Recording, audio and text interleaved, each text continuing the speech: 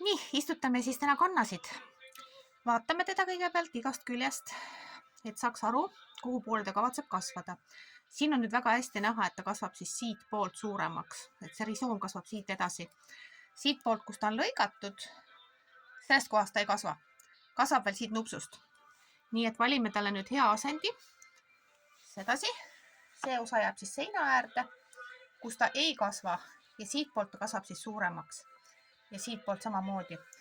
Näitan veel sükast huvitavat asja, et kannadel on nüüd nii palju juba neid täiesti uusi väikseid juuri.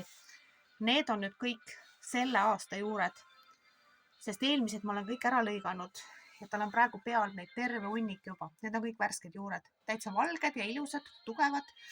Nii et nad valmistuvad ilusti kasvamiseks juba kohe varsti.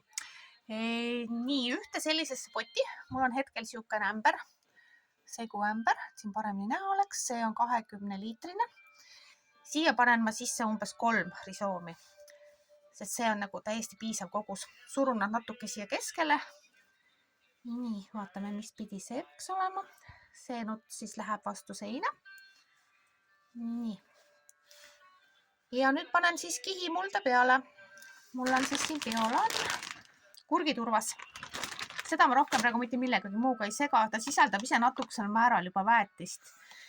Tõstan selle tuppa siis sooja, kui see kiht on peal ja rohkem ei tee esialgu mitte midagi. Võib-olla panen veel peale ka kile, et see aitab seda niiskust ja soojust siin all hoida. Minul on toad nagu väga soojad. Nii et hakkame istutama.